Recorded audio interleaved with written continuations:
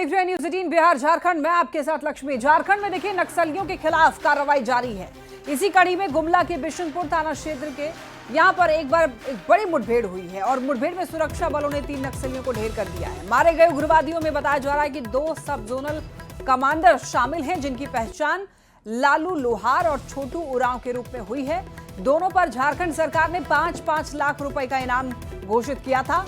तीसरे मारे गए नक्सली की पहचान सुजीत उरांव के रूप में की गई है, जो कि संगठन में कैडर के रूप में सक्रिय था। तो घटनास्थल से बताया जा रहा है कि 3 हथियार भी बरामद किए गए हैं। लातेहार का छोटू था, छोटू उरांव 5 लाख का इनामी था। गुमला के बिशुनपुर के जंगली क्षेत्र में मुठभेड़ की यह खबर है। लाल आतंक पर प्रहार किया गया है। मुठभेड़ में 3 नक्सली ढेर हुए हैं। सुजीत उरांव मुठभेड़ में ढेर किया गया है। लोहरदगा का गुमला के बिशुनपुर में ये मुठभेड़ हुई है। बहुत बड़ी सफलता मानी जा रही है ये। मुठभेड़ में 3 उग्रवादी जेजेएम का उग्रवादी मारा गए हैं। इसमें 2 सब जोनल कमांडर हैं, एक एरिया कमांडर है। वो घटनास्थल से एक AK-47, एक इंसास, एक राइफल बरामद, एक SLR बरामद हुआ है। अभी अभियान जारी है।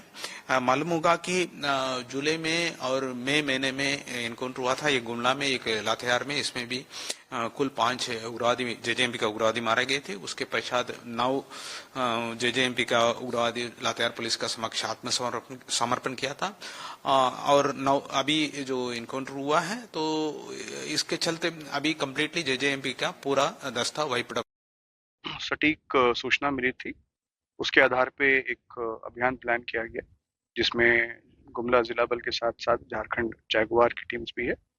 और उसके बाद एक्सचेंज ऑफ फायर हुआ है, जिसमें 3 नक्सली मारे गए। 3 नक्सलियों के साथ 3 वेपन भी बरामद हुआ। पुलिस को आज एक बड़ी सफलता मिली है। बता दें, नक्सलियों के खिलाफ गुमला पुलिस है, जिसका लगातार कार्रवाई जारी है। इसी क्रम में पुलिस को कुछ सूचना मिली थी कि बिशनपुर थाना क्षेत्र के केचकी के गांव के इलाके में जेजेएमपी नक्सलियों का दस्ता मौजूद है, जिस पर पुलिस की कार्रवाई की गई। पुलिस जब मौके पर पहुंची तो उग्रवादियों ने पुलिस को देखते ही पुलिस पर फायरिंग कर दी। बता दें आपको, दोनों ओर से लगातार फायरिंग हुई, जिसके बाद पुलिस ने कार्रवाई करते हुए 3 नक्सलियों को ढेर कर दिया है, जिसमें से एक नक्सली की पहचान जोनल कमांडर के रूप में हुई है। इसके ऊपर सरकार ने 5 लाख रुपए का इनाम रखा था। हालांकि उसके साथ में 2 अन्य नक्सली मारे गए हैं, जो कैडर बता रहे हैं। अब पुलिस का भी मौके पर सर्च अभियान जारी है और गुमला पुलिस और जगुआर की टीम पूरे इलाकों को वार्डन कर करके पूरे इलाके में सर्च ऑपरेशन चला रही है। लगातार आपको बता दें, पुलिस के द्वारा नक्सलियों के खिलाफ गुमला जिला में कार्रवाई की जा रही है, जिससे जो नक्सली संगठन के जेजेएमपी के जो नक्सली है वो बैकफुट पर नजर आ रहे हैं।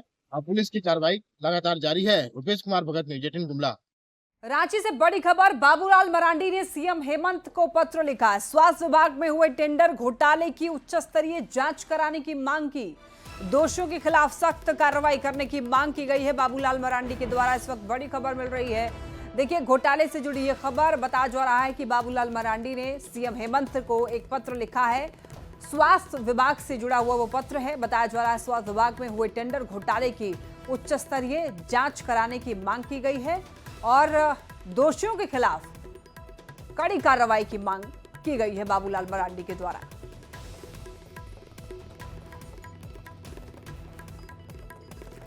बिहार विधानसभा चुनाव प्रचार के लिए देखिए झारखंड आरजेडी के नेताओं ने भी तैयारी कर ली है। झारखंड आरजेडी के विधायक दल के नेता सुरेश पासवान का बड़ा बयान सामने आया है। सुरेश पासवान ने कहा कि बिहार विधानसभा के लिए हम लोगों ने अपनी पूरी तैयारी कर ली है। जिन नेताओं को जहां जिम्मेदारी दी जाएगी वहां बिहार चुनाव में अपना बेहतर प्रदर्शन करेंगे और इस बार बिहार में तेजस्वी यादव को मुख्यमंत्री बनने के लिए एक मुहिम के तौर पर हम लोग कार्य कर रहे हैं। बिहार में जो चुनाव हो रहा है इस बार इंडिया गठबंधन का, इस बार जो है तेजस्वी जी निश्चित तौर पर जो है वहाँ मुख्यमंत्री बनेंगे, इसलिए कि जनता का मूड बन चुका है। हम लोगों का खास करके जहाँ तक जितने भी झारखंड के हमारे जितने पार्टी के नेता कार्यकर्ता सारे साथी हैं, उनको जहाँ भी जिम्मेवारी मिलेगा बिहार में, वहाँ हम लोग मुस्तैदी के साथ जो है चुनाव लड़ेंगे। रांची से बड़ी खबर, 15 नवंबर से मैया बलवान योजना शुरू होगी। मैया सम्मान योजना के लाभुकों को सशक्त बनाने की तैयारी। मैया सम्मान योजना के तहत 50 लाख महिलाएं लाभान्वित हो रही हैं। मुख्यमंत्री हेमंत सोरेन का ये मानना है कि अगर मैया योजना की राशि बैंकों में पड़ी रही तो ग्रामीण अर्थव्यवस्था नहीं चलेगी। महिलाओं में उद्यमशीलता विकसित करनी होगी और सरकार इसमें ग्रोथ इंजन की भूमिका निभाएगी। तो मैया बलवान योजना की शुरुआत की जाएगी। 15 नवंबर से योजना की शुरुआत होने वाली है। महिलाओं के लिए खुशखबरी है। महिलाओं के लिए दरअसल इस योजना की शुरुआत की जा रही है। मैया योजना के तहत 2500 रुपए मिलते हैं महिलाओं को। झारखंड सरकार की एक महत्वाकांक्षी ये पहल है। मैया बलवान योजना महिला कल्याण और सशक्तिकरण पर दरअसल सरकार का फोकस है। लाभुकों को सशक्त बनाने की यहाँ पर तैयारी है। सामाजिक और आर्थिक रूप से वंचित वर्ग की जो महिलाएं हैं उनको इससे काफी फायदा होगा। झारखंड सरकार के मंत्रियों को नया आवास मिलने के बाद अब झारखंड के जितने भी विधायक हैं सभी को नया विधायक आवास मिलना शुरू हो गया है। मंत्रियों के आलीशान बंगले की तस्वीर भी हमने आपको पहले भी दिखाई है। अब बारी है झारखंड के विधायकों की आवास दिखाने की। देखिए, झारखंड सरकार ने 200 करोड़ से भी अधिक की लागत से विधानसभा परिसर के ठीक सामने 70 विधायक आवास का निर्माण कराया है। कुछ आवास में विधायक शिफ्ट हो गए हैं तो कुछ अब भी निर्माणाधीन है। अधिक जानकारी दे रहे हैं न्यूज़ 18 संवाददाता गौरव झा। झारखंड के मंत्रियों के बाद अब विधायकों की भी बल्ले बल्ले है। ये हम इस वजह से कह रहे हैं कि जब करोड़ों के बंगले में मंत्री ने शिफ्ट किया तो अब बारी है झारखंड के विधायकों को अपने बंगले में शिफ्ट करने की। इस वक्त हम राजधानी रांची के एचईसी के इलाके में हैं और हम आपको दिखाएंगे कि किस तरीके से झारखंड के जितने भी विधायक हैं उनके लिए आवास तैयार किया जा रहा है। झारखंड के जितने भी विधायक हैं सभी के लिए स्पेशल आवास का निर्माण विधानसभा के ठीक नजदीक किया जा रहा है। 200 करोड़ के अधिक से लागत से आवास का जो निर्माण है वो यहाँ चल रहा है। करीबन 70 मकानें जो हैं वो बनकर तैयार हो चुकी हैं। कुछ में कार्य अब भी बाकी हैं। अगर हम इस पूरे भवन की बात करें तो ऊपरे और निचले माले मिलाकर करीबन 10 रूम का निर्माण जो है वो कराया गया है। थोड़ा अंदर की तस्वीरें भी आप देखिए कि किस तरीके से नया जो आवास और बंगला बनाया गया है वो कितना खूबसूरत और आलीशान बनाया गया है। अगर डेटा और फिगर की बात करें तो इन 70 बंगलों में से कई ऐसे बंगले हैं जहां विधायक शिफ्ट भी कर चुके हैं, जिनमें से बोकारो के विधायक हो, देवघर के विधायक हो, अलग अलग जो नए विधायक हैं जो पहली बार विधानसभा में चुनकर पहुंचे हैं या लंबे अरसे के बाद पहुंचे हैं, उनका जो घर है वो शिफ्ट कर चुके हैं। 70 विधायकों के लिए करीबन 200 करोड़ की लागत से इसका निर्माण कराया जा रहा है और 2 फ्लोर का ये पूरा बंगला होगा। तस्वीरें आप देख सकते हैं, आपके टीवी स्क्रीन पर तस्वीरें चल रही होंगी कि निचले ताले में एक गेस्ट रूम, एक study room, 2 bathroom, kitchen, washing area और लिविंग एरिया जो है वो बनाया गया है। वहीं पहले तल्ले पर विधायक जी को सोने का घर बनाया गया है, यानी कि बेडरूम।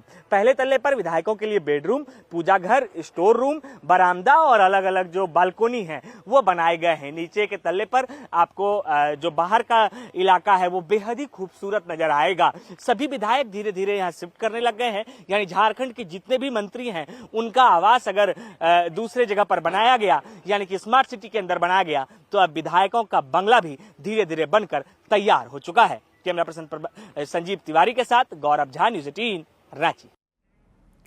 मंत्री योगेंद्र प्रसाद महतो की पहल जो है वो रंग लाई है। विशाखापत्तनम में फंसे हुए झारखंड के जो 13 मजदूर थे उनकी घर वापसी हुई। सभी मजदूर रांची पहुंचे और ये सभी 13 मजदूर बोकारो जिला कसमार के रहने वाले हैं, जो कि दलाल के चंगुल में फंस करके विशाखापत्तनम एक फैक्ट्री में काम करने के लिए गए हुए थे, जहां इन्हें काफी प्रताड़ित किया गया। फोन भी इनसे छीन लिया गया ताकि अपने किसी से भी संपर्क में ना रहें। और काफी मशक्कत के बाद इन लोगों ने अपने परिवार के सदस्य को फोन करके इस घटना की जानकारी दी, जिसके बाद परिवार के लोगों ने मंत्री योगेंद्र महतो को जानकारी दी और योगेंद्र महतो की पहल पर आज इनको रांची लाया गया। मंत्री योगेंद्र महतो ने सभी को बस में बिठा करके उनको घरों तक भेजने का काम किया। डीजीपी साहब ने बात किया, पत्र भी लिखा कि भाई ये लोग को बंधक बना करके बा जबरदस्ती मजदूरी कराया जा रहा है। और आप देख रहे होंगे इनके चेहरे में जो थकान स्पष्ट बात को साबित कर रहा है। क्योंकि बीमार पड़ते थे तो इनको इंजेक्शन दे करके ज़बरदस्ती मोबाइल सीज कर लिया गया था, खाना भी नहीं दिया जाता था, समय पर सोने भी नहीं दिया जाता था और डर और भय भी दिखाया जाता था कि तुम भागोगे तो मारेंगे भी। इस तरह के कई इन लोगों के साथ में घृणित कार्य हुआ। शोषण कह सकते हैं कि इसको डर दिखाकर, भय दिखा करके, शोषित करके इनको काम कराया जा रहा था। बॉलीवुड की प्लेबैक सिंगर शिल्पा राव राष्ट्रपति से राष्ट्रीय फिल्म पुरस्कार पाने के बाद आज रांची पहुंची और रांची एयरपोर्ट पर अपने पति और माता पिता के साथ पहुंचने पर उनका स्वागत किया गया। जमशेदपुर की रहने वाले शिल्पा राव को जवान फिल्म के गाना चलैया के लिए राष्ट्रीय फिल्म पुरस्कार से सम्मानित किया गया है। रांची एयरपोर्ट पर शिल्पा राव ने न्यूज 18 के कैमरे पर चलैया फिल्म का वो गाना भी गुनगुनाया है, जिसके लिए उन्हें राष्ट्रीय फिल्म पुरस्कार मिला है। बॉलीवुड की फेमस सिंगर शिल्पा राव जो हैं, जो कि झारखंड के जमशेदपुर से हैं, राष्ट्रपति से सम्मानित होने के बाद रांची पहुंची हैं। सीधे यहां से जमशेदपुर रवाना होंगी। जाहिर है कि पूरा झारखंड जो है शिल्पा राव के इस बेहतरीन कह सकते हैं प्रदर्शन से, उनकी प्रतिभा से गौरव महसूस कर रहा है। और जाहिर है कि राजधानी रांची पहुंची है, स्वागत भी हो रहा है। शिल्पा जी, सबसे पहले आपको ढेर सारी शुभकामनाएं, आपको है ना, शुभकामनाएं आप सबको, ये आप सबका अवार्ड है। Yes yes. झारखंड में जो आप कहते हैं कि झारखंड इतना आपकी उपलब्धि से खुश है, क्या कहेंगे? सबसे पहले राष्ट्रपति से सम्मानित किस गाने को लेकर मिला, सबसे पहले खुद बता दीजिए आप। ये फिल्म जवान के लिए है, जो चलैया गाना था उसके लिए था, और ये अवार्ड आप सबका है, झारखंड वासियों का है, इसलिए हम सबसे पहले घर आए, इसीलिए घर सीधे दिल्ली से घर आए। जब कैमरे पर शिल्पा राव आती हैं तो लोग शिल्पा राव को बोलते हुए पसंद नहीं करते हैं, शिल्पा राव को गाते हुए पसंद करते हैं। तो जिस गाने के लिए अवार्ड मिला, कृपया दो जो है गुनगुना दीजिए आज। जी जी। चलैया तेरी ओर तेरा चलैया है जोर, तेरी होई मैं यार वे, बुले आए संसार वे। बोले कि आप जमशेदपुर से बिलोंग करती हैं, कम उम्र में ही आप मुंबई चली गई, वहाँ आपने अपनी प्रतिभा का यानी साबित किया है मुंबई में आपने, तो कैसे कैसे किया सफ़र रहा? हमको लगता है कि आप कभी छोटे शहर से हैं या एक बड़े शहर से नहीं है, तो इससे कोई फ़र्क नहीं पड़ता है। आप अगर अपनी जो कला है आप उसको सीखें और मेहनत करें, तो आप चाहे कहीं से भी आएँ, आप सब कुछ कर सकते हैं जो आपने मन में सोचा है।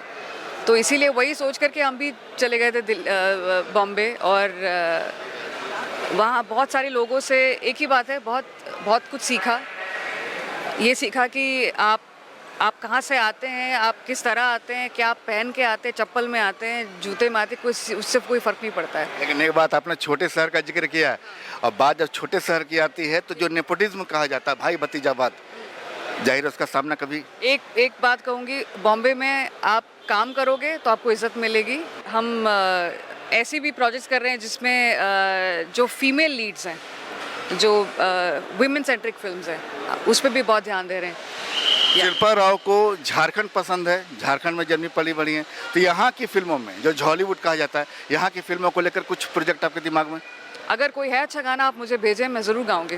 उसमें कोई परहेज़ नहीं है। ये शिल्पा राव हैं। शिल्पा राव बता रही हैं कि जाहिर है कि राष्ट्रपति जो पुरस्कार है सम्मानित हुई हैं, झारखंड के लिए कई प्लान हैं उनके दिमाग में। बता रही है कि बॉलीवुड में जो टैलेंट है, अगर टैलेंट के बूते मुंबई जाते हैं तो निराश कभी नहीं लौटेंगे। संजय कुमार सिन्हा, न्यूज़ 18, रांची। बोकारो के बेरमो अनुमंडल में कोयला और बालू का अवैध कारोबार चल रहा है। पूर्व मंत्री माधव लाल सिंह ने बेरमो अनुमंडल में हो रहे कोयला और बालू के अवैध कारोबार को लेकर के हमला बोला। उन्होंने कहा है कि जब रक्षक ही भक्षक बन जाएंगे तो क्या होगा। उन्होंने कहा कि खेत को मुखिया बालू और कोयले का अवैध कारोबार करके समानांतर सरकार चला रहा है। रक्षक जब भक्षक हो जाता है, इंसाफ कहाँ खोजेगा? आज हम अपने स्तर से कोयला पकड़े, लोहा पकड़े, बालू पकड़े, और अभी भी नजर में आता था, हम पकड़ते हैं, छोड़ते नहीं है, चाहे कुछ भी हो जाए। पूरा झारखंड के जनता निवासियों का संपत्ति है। आज जो खोखला हुआ है कोयला बालू लोहा, कर नहीं मिलेगा तब क्या कीजिएगा? जनता पब्लिक क्या करेगी? रक्षा राज्य मंत्री संजय सेठ राज हॉस्पिटल पहुंचे और पिठौरिया गौ तस्करों के हमले में घायल हुए युवक से मुलाकात की, हालचाल जाना। इस दौरान संजय सेठ ने कहा कि गौ तस्करी पर जीरो टॉलरेंस होनी चाहिए, सरकार को इस पर ठोस कानून बना करके लागू करना चाहिए। तस्वीर आप ये देखिए, ये हॉस्पिटल की तस्वीर है जहां पर संजय सेठ मुलाकात करने के लिए पहुंचे उस व्यक्ति से जो कि पिठौरिया में गौ तस्करों के हमले में घायल हुआ था। हालचाल जाना है और इस दौरान संजय सेठ ने यह भी कहा है कि गौ तस्करी पर जीरो टॉलरेंस होनी चाहिए।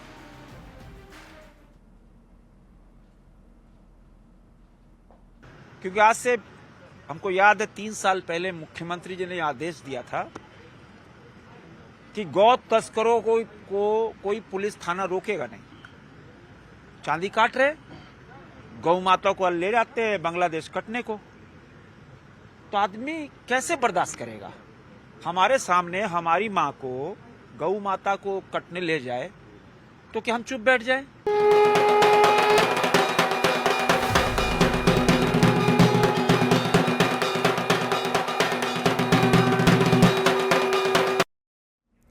बोकारो में सेक्टर 2C दुर्गा पूजा मैदान में इस बार गुजरात के नीलकंठ धाम मंदिर की तर्ज पर भव्य पूजा पंडाल बनाया जा रहा है और इसके निर्माण की लागत जो है करीब 14 लाख है।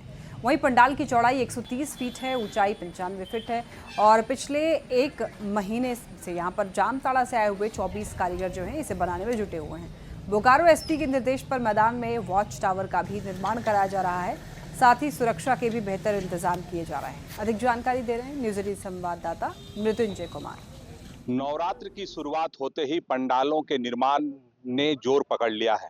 हम सेक्टर 2 दुर्गा पूजा मैदान में हैं। हम पहले तस्वीर दिखाना चाहेंगे कि गुजरात का नीलकंठ मंदिर के आकृति का यह पंडाल निर्माण किया जा रहा है। आप तस्वीरों में देख सकते हैं कि पंडाल को अंतिम रूप दिया जा रहा है। अगर हम पंडाल निर्माण की बात करें तो इस पंडाल की चौड़ाई जो है 130 फीट है और ऊंचाई जो है 95 फीट है। आप तस्वीरों में देख सकते हैं कि जो कारीगर हैं वे पंडाल निर्माण का काम को अंतिम रूप दे रहे हैं। पंडाल का आकृति और कितने की लागत से आप बना रहे, कितने लोग लगे हुए हैं? पंडाल की आकृति गुजरात के नीलकंठ धाम मंदिर का आकृति में है और कर्मचारी 24 लगे हुए हैं, जामताड़ा से मंगाए हुए हैं हम और जामताड़ा का ही मिस्त्री लोग कार्यक्रम कर रहे हैं। कपड़ा अंदर का पूरा फिनिशिंग हो गया है, बाहर का कार्यक्रम जोर शोर से लगा हुआ है। मेला में भी बहुत कुछ इस बार चेंज है, बहुत कुछ नया नया आइटम आ रहा है और लेडीज लोग के लिए, बच्चों लोग के लिए आकर्षण का केंद्र रहेगा यहाँ का। और सुरक्षा दृष्टि से भी है सीसीटीवी जो पिछले साल हम लोग लगाते थे, पीछे हम लोग का स्टैंड में सीसीटीवी नहीं रहता था, इस बार स्टैंड में भी सीसीटीवी रहेगा। और इसमें है कि पब्लिक को ज्यादा सुरक्षा महसूस करे, वैसे तैयारी हम लोग अभी इस वक्त कर रहे हैं। एकदम निश्चिंत ही रहे, वो सुरक्षित है, बहुत ही महिलाएं और सुरक्षा महसूस करें अपने आप को, उस पर हम लोग विशेष ध्यान दे रहे हैं और साफ सफाई पे भी पूरा ध्यान दे रहे हैं इस बार हम लोग।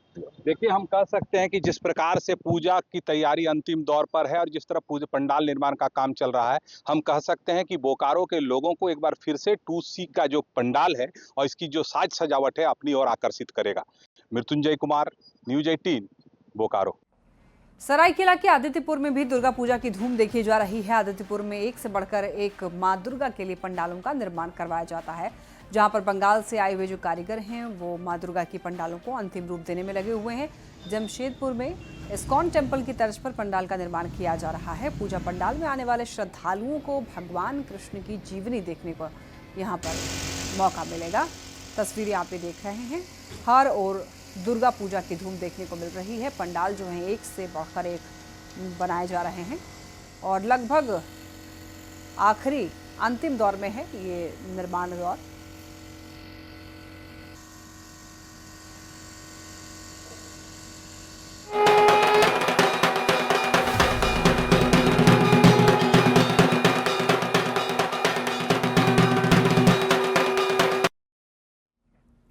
और इसी के साथ इस बुलेटिन में फिलहाल इतना ही। खबरें लगातार जारी है, आप देखते रहिए न्यूज 18 बिहार झारखंड।